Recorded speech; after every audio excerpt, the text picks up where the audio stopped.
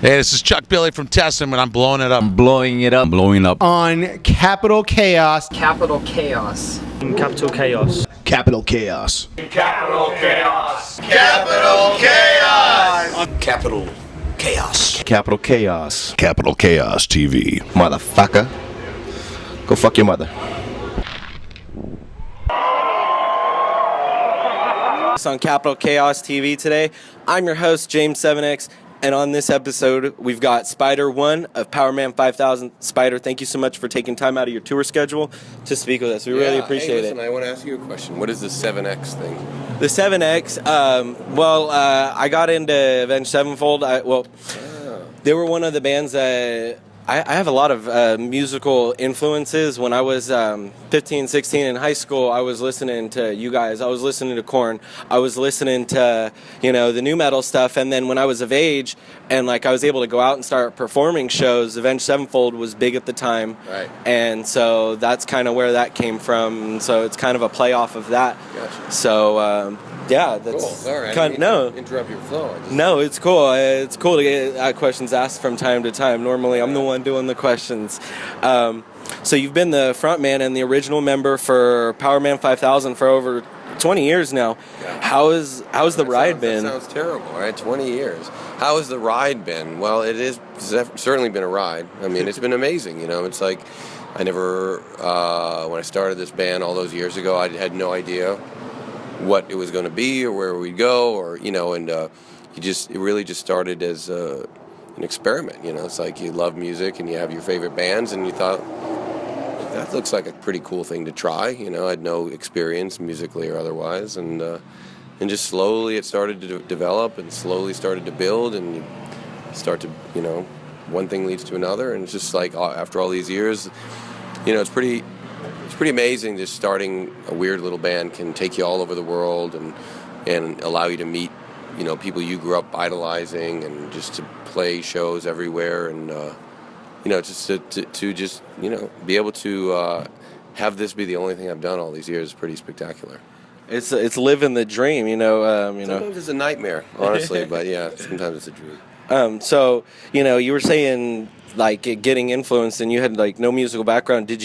When you dropped out of art school, getting your 4-track recorder, how did you go into producing Much Evil? I mean, who was the influence behind that? Yeah, I mean, growing up, there was a couple different kinds of music that inspired me to make music, and it was music that was punk rock and it was hip hop, because those are the two, from my perspective, the two kinds of music where I didn't need to be the best guitar player, the greatest singer in the world. It was about an attitude, and it was about an idea and an energy.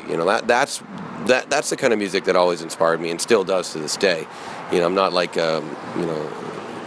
I can appreciate talent for sure, but I always say talent is overrated. Especially in rock and roll, it's not about that.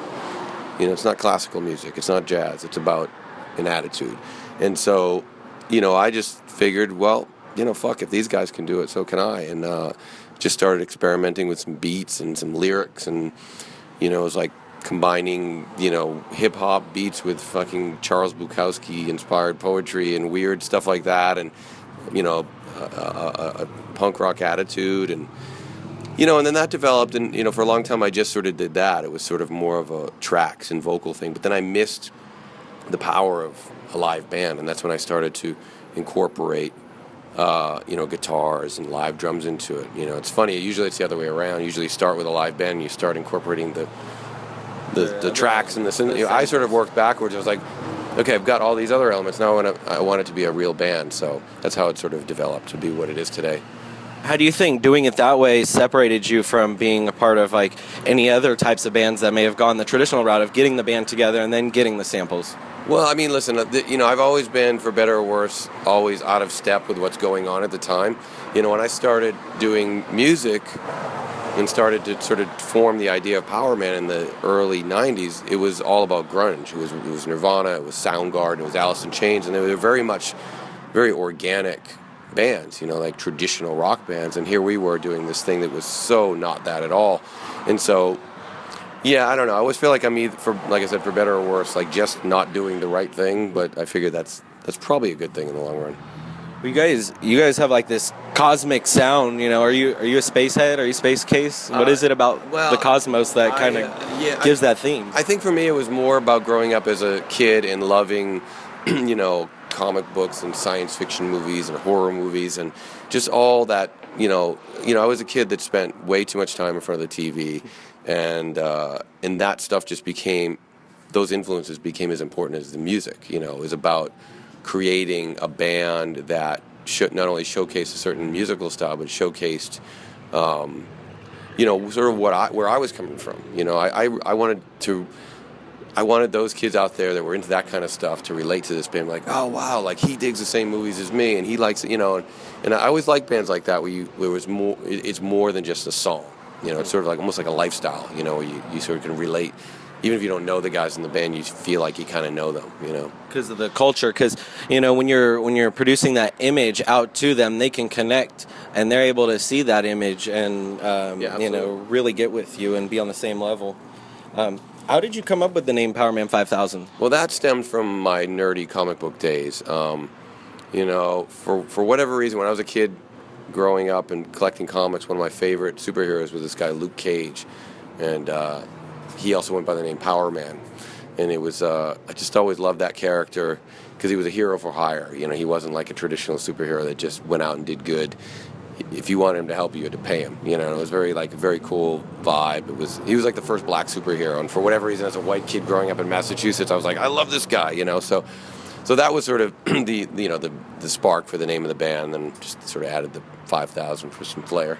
Well, do you think that kind of fits with your theme of, you know, not necessarily being in step with, you know, what's the cultural mainstream? You know, he's the first black, you know, comic book star, you said, and then like with your music too, it's always been kind of, you know, out there with it. Well, yeah, I mean, I've always related to the outsider for sure. You know, I mean, I always love the fact that this band, you know, I mean, we have our fans are all over the map, but we do have this sort of sensibility where I think we do relate that, you know, I think the sort of the outsider kid does like this band because it isn't just like a knucklehead heavy metal band. It's, you know, it's like there's more to it than that, and I think those kind of kids are digging this band. So yeah, I guess I've always related to whoever's left of center, so to speak. So we've got a new album coming out May 27th called Builders of the Future.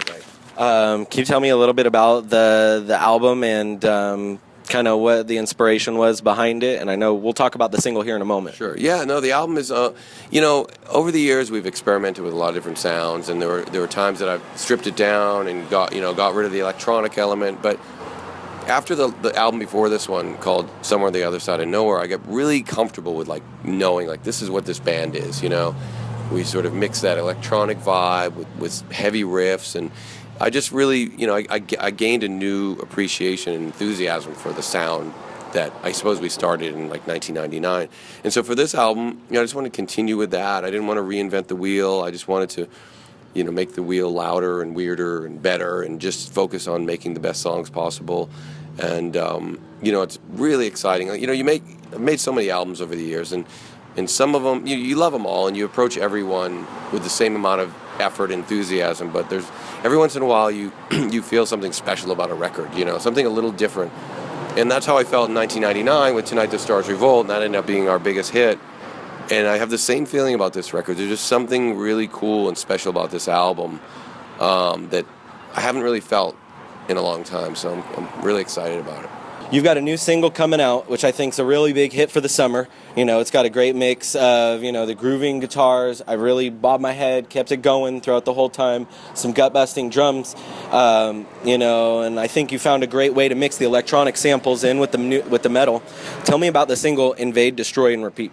Well, the first single is actually a song called How to Be a Human. Okay. Yeah, that's on the radio now. And that is a song we started playing last year live, and it got such a great reaction. We knew we sort of had something special, and so we've been playing that song for a while, and that song just went to radio. Invade, Destroy, Repeat is a song that just got premiered the other day, I think on loudwire.com, and that's the opening track of the album. That just like a crushing anthem, you know, that we'll play live tonight. You'll hear it. We open the set with it. So Yeah, I mean, it's just like, every album we try to open the record strong and try to come up with, a bit of an anthem for every album, and that song definitely plays that role. Well, I was fortunate enough to catch that, that premiere, and I thought it was the single, but it's a great song, definitely. Might be a single, you never know. Might be a single. If you go check the link down below in the box, you'll be able to go find that single, and we'll definitely be showing you some. Billy from Testament, I'm blowing it up. Blowing it up. Blowing up. On Capital Chaos. Capital Chaos. Capital Chaos. Capital Chaos. Capital Chaos. Capital Chaos. Capital Chaos. Capital Chaos. Capital Chaos TV. Motherfucker. Go fuck your mother.